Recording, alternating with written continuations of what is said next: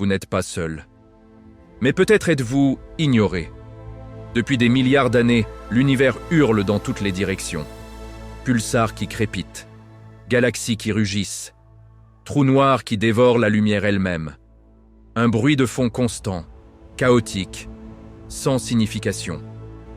Puis, le 15 août 1977, à 23h16 heure locale, quelque chose d'impossible s'est produit. Pendant exactement 72 secondes, le chaos cosmique s'est tu. Et dans ce silence, il y avait de l'ordre, de l'intention, peut-être même de l'intelligence. Un radiotélescope perdu dans la campagne de l'Ohio a capté ce qui pourrait être le cri le plus important de l'histoire humaine, ou son écho le plus cruel. Bienvenue dans l'énigme du signal WOW, l'appel qui n'a jamais été répété. L'anatomie d'un cri cosmique, 15 août 1977. L'Observatoire radio de l'Université d'État de l'Ohio. Le radiotélescope Big Ear balaie mécaniquement le ciel, comme il le fait depuis des années. Personne n'est présent, juste des ordinateurs qui enregistrent, des imprimantes qui crachent des chiffres. 1, 2, 1, 3, 2. Des colonnes interminables de chiffres. Le bruit de fond de l'univers. Radio-galaxie lointaine. Nuages d'hydrogène galactique. Rien d'extraordinaire. Rien d'inattendu. Puis, soudain, l'imprimante s'emballe. Les chiffres grimpent. 6, E, Q, U, J, 5. Une séquence qui ne devrait pas exister. 3 jours plus tard, Jerry Heyman, bénévole du projet SETI, examine les kilomètres de papier perforé. Il s'arrête. Ses yeux se fixent sur cette séquence impossible. Il sort un stylo rouge, entoure les caractères, écrit un seul mot dans la marge. Waouh! Ce mot deviendra le nom du mystère le plus tenace de l'astronomie moderne. Mais que signifient réellement ces caractères? 6UQJ5 n'est pas un message, c'est une mesure d'intensité. Chaque caractère représente un intervalle de 10 secondes. Chaque symbole code la force du signal par rapport au bruit de fond. Un espace vide signifie un bruit normal. Les chiffres 1 à 9 représentent des signaux 1 à 9 fois plus forts que le bruit de fond. Les lettres A, B, C représentent 10, 11, 12 fois et plus. U. La lettre U représente une intensité entre 30 et 31 fois supérieure au bruit cosmique ambiant. 30 fois. Pendant 72 secondes, quelque chose dans l'espace profond a hurlé plus fort que tout ce que Big Ear avait jamais détecté. Le signal a suivi une courbe parfaite. Il a augmenté progressivement pendant 36 secondes, atteignant son pic, puis a décliné symétriquement pendant 36 secondes supplémentaires. Exactement la forme qu'un signal devrait avoir s'il provenait d'une source fixe dans l'espace, traversant lentement le champ de vision du télescope à mesure que la Terre tourne. Mais ce n'est pas le plus troublant. Le plus troublant, c'est la fréquence. 1420,456 MHz. Cette fréquence n'a pas été choisie au hasard par l'univers. C'est la ligne de l'hydrogène, la signature électromagnétique de l'atome le plus abondant du cosmos. L'hydrogène neutre émet naturellement à cette fréquence précise. Pourquoi est-ce important? Parce que si une civilisation extraterrestre voulait envoyer un signal que d'autres civilisations technologiques remarqueraient, elle choisirait cette fréquence. Tout astronome, partout dans l'univers, écoute déjà l'hydrogène. C'est la fenêtre universelle. Le canal de communication cosmique évident. De plus, cette fréquence est protégée par accord international. Aucune transmission terrestre n'est autorisée à 1420 MHz. C'est une bande réservée à l'astronomie radio, silencieuse, pure. Alors, quand un signal apparaît exactement là, 30 fois plus fort que le bruit de fond, avec une bande étroite caractéristique d'une transmission artificielle, les questions deviennent inévitables. L'histoire tient à si peu. La direction du vide. D'où venait ce signal? Big Ear pointait vers la constellation du Sagittaire, non pas vers le centre galactique dense en étoiles, mais vers une région relativement vide, au nord-ouest de l'amas globulaire M55. M55 contient environ 100 000 étoiles. Mais le signal ne venait pas de là. Il venait de l'espace entre les étoiles. Une zone apparemment déserte du ciel. Les astronomes ont immédiatement vérifié les satellites. Aucun satellite connu ne transitait dans cette direction à ce moment précis. Les avions militaires, exclus. L'armée américaine n'avait aucune activité dans cette région du spectre à cet instant. Réflexion sur des débris spatiaux? Jerry Ehman lui-même a d'abord pensé à cette possibilité. Mais les calculs ont rapidement montré l'absurdité de l'hypothèse.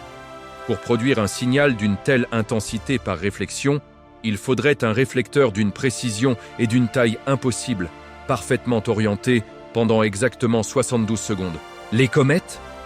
En 2017, un chercheur a suggéré que 2 comètes passèrent dans la région à cette époque et que leur nuage d'hydrogène aurait pu émettre à 1420 MHz. L'idée a été rapidement réfutée. Les comètes n'émettent pas de signaux radio assez forts, et même si c'était le cas, elles couvrent une zone bien trop large du ciel pour correspondre à la précision du signal WOW. En 2020, un astronome amateur, Alberto Caballero, a utilisé les données du satellite Gaia pour identifier l'étoile candidate la plus probable, 2 masses 1900 VUPSI 982 2640123.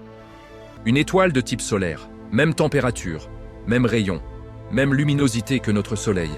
Une étoile jumelle de notre propre étoile, quelque part dans le vide du Sagittaire. À environ 1800 années-lumière de distance.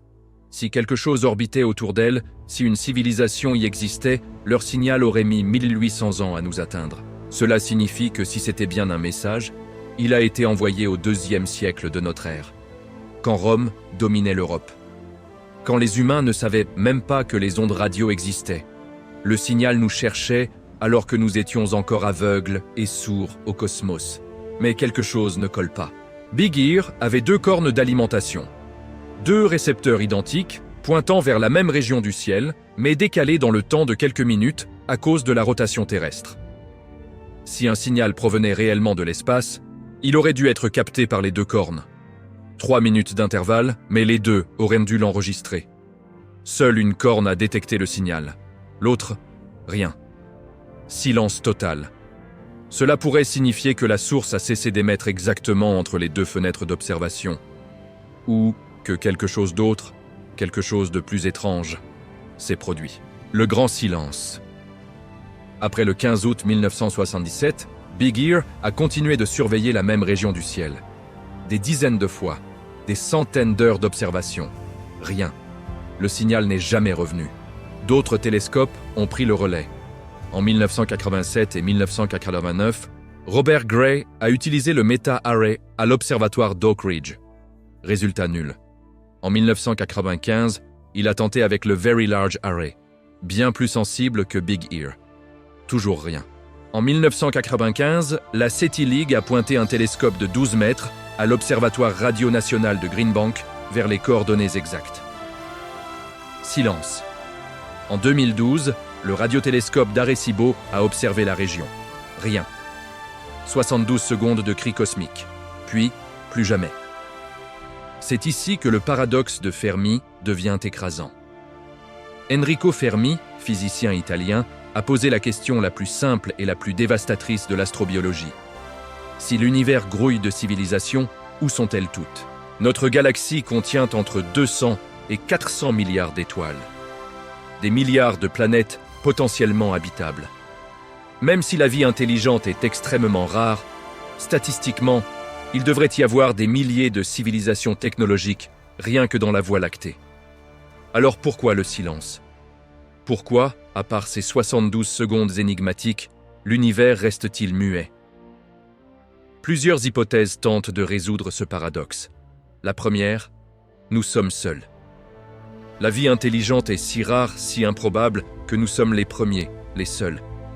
Cette pensée est terrifiante dans sa solitude. La deuxième, les civilisations s'autodétruisent. Dès qu'une espèce atteint un niveau technologique suffisant pour communiquer à travers l'espace, elle développe aussi les moyens de s'anéantir. Guerre nucléaire, catastrophes écologiques, intelligence artificielle incontrôlée. Le grand filtre nous attend tous. La troisième, elles ne veulent pas communiquer. Peut-être que les civilisations avancées ont appris que révéler sa position dans l'univers est dangereux. Peut-être qu'elles se cachent délibérément. Peut-être que crier dans le vide attire des prédateurs. La quatrième hypothèse est la plus étrange. Peut-être qu'elles communiquent, mais pas de la manière que nous comprenons. Peut-être que les ondes radio sont une technologie primitive. Peut-être utilisent-elles des neutrinos, des ondes gravitationnelles, des dimensions que nous ne pouvons même pas concevoir. Le signal WOW pourrait être une balise. Un phare automatisé tournant dans l'espace, émettant périodiquement mais à des intervalles que nous n'avons pas encore déchiffrés. Peut-être émet-il tous les 1000 ans, tous les 10 000 ans. Nous avons eu la chance de capter un seul cycle. Ou peut-être était-ce un événement transient, une catastrophe, l'agonie d'une étoile, le dernier souffle d'une civilisation mourante, un SOS lancé dans le vide par un monde en train de s'éteindre.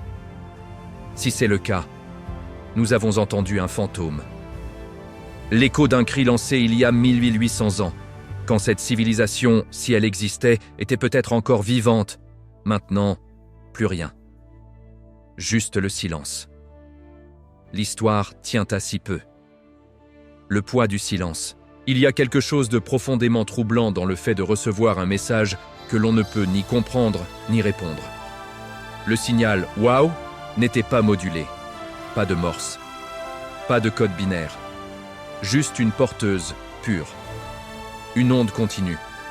Si c'était intentionnel, que voulait-il dire? Nous sommes ici, écoutez cette fréquence, attention, danger, impossible à savoir. C'est comme recevoir une lettre dans une langue que personne ne parle depuis des millénaires. Vous savez qu'elle contient un message, mais le message reste à jamais hors de portée. Et même si nous voulions répondre, comment? La source du signal se trouve à 1800 années-lumière. Si nous envoyions une réponse aujourd'hui, avec nos émetteurs les plus puissants, elle mettrait 1800 ans à arriver. Et la réponse à notre réponse mettrait encore 1800 ans à revenir. 3600 ans. C'est plus long que toute l'histoire de la civilisation humaine écrite. Nos descendants lointains, s'ils existent encore, recevraient peut-être une réponse à un message que nous aurions envoyé aujourd'hui. Mais il y a quelque chose de plus effrayant encore. Et si le signal n'était pas destiné à nous? Et si c'était une conversation entre deux autres civilisations et que nous n'avions capté qu'un fragment par hasard? Deux empires galactiques discutant au-dessus de nos têtes et nous, insignifiants, écoutant sans comprendre. Ou pire encore, et si c'était un avertissement, une balise émise pour dire « N'allez pas par là, ne venez pas ici, danger ». Et nous, trop primitifs pour comprendre, continuons à crier notre présence dans le vide.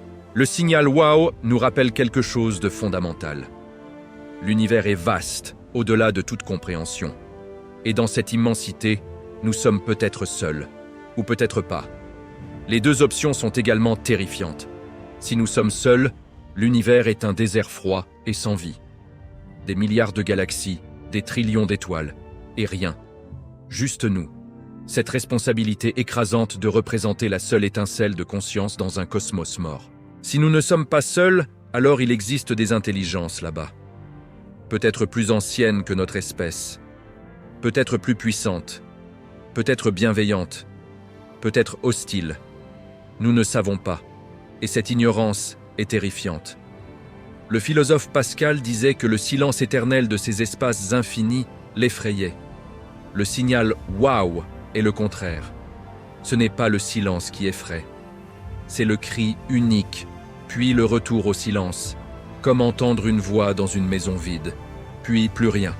L'héritage d'un mystère. Depuis 1977, le signal WOW est devenu une icône culturelle. Films, livres, séries télévisées l'ont utilisé comme symbole du contact extraterrestre. Mais au-delà de la fiction, il reste un mystère scientifique légitime. En 2012, pour le 35e anniversaire du signal, l'Observatoire d'Arecibo a envoyé une réponse vers la région du Sagittaire. Un message composé de 10 000 tweets sélectionnés par le public. Une bouteille à la mer cosmique. Une réponse symbolique à un appel qui n'était peut-être qu'une coïncidence. Mais la recherche continue. Le projet Breakthrough Listen, financé par Yuri Milner, scanne le ciel avec une sensibilité sans précédent. Des millions de chaînes de fréquences simultanées. Des milliards de cibles stellaires. Si le signal « WOW » se reproduit, nous avons maintenant les outils pour le détecter. Sauf que peut-être, il ne se reproduira jamais. Peut-être que c'était un événement unique. Un accident cosmique. Une interférence que nous ne comprenons pas encore. Ou peut-être le dernier cri d'un monde qui n'existe plus. Jerry Ehman, l'homme qui a écrit « WOW » dans la marge, est décédé en 2022. Il n'a jamais su ce qu'était ce signal. Il a passé des décennies à chercher une explication, à analyser les données, à revisiter cette nuit d'août 1977. Il est mort sans réponse. Comme nous tous, probablement. Nous mourrons sans savoir si nous sommes seuls, sans savoir si ce signal était un appel, une balise, un accident ou l'écho fantomatique d'une civilisation disparue. La question qui reste, alors, qu'était le signal WOW? Après presque 50 ans, personne ne peut répondre avec certitude. Les hypothèses abondent, les débats continuent, mais la vérité reste insaisissable. Peut-être que c'était une comète, peut-être un pulsar transitoire, peut-être une interférence terrestre que nous n'avons pas identifiée, peut-être une technologie extraterrestre, peut-être un phénomène naturel que nous ne connaissons pas encore. Ce qui est certain, c'est que pendant 72 secondes, quelque chose dans l'univers a crié plus fort que tout ce que nous avions jamais entendu, à la fréquence exacte où nous écoutions.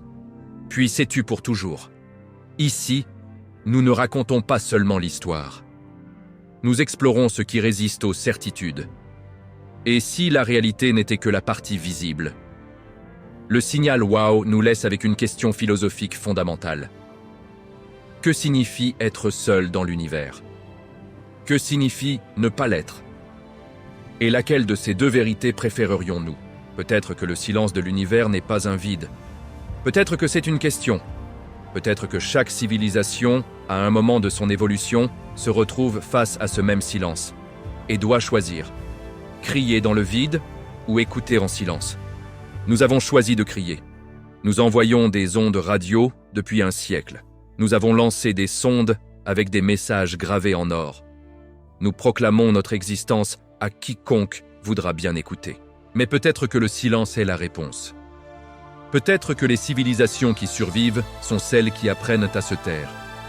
Et celles qui crient, comme nous, disparaissent avant d'entendre la réponse. Le signal WOW pourrait être notre futur. Un cri dans le vide, 72 secondes d'espoir, puis plus rien, juste l'écho qui s'estompe dans l'immensité froide de l'espace. Quelque part, peut-être, une autre civilisation captera notre dernier message, écrira « WOW » dans la marge, et se demandera comme nous s'il y a quelqu'un d'autre là-bas, ou si nous sommes tous condamnés à crier seuls dans le noir, 30 fois plus fort que le silence. 72 secondes qui changent tout, puis plus jamais. Et nous restons ici, écoutant, attendant, espérant qu'un jour, le silence se brisera à nouveau.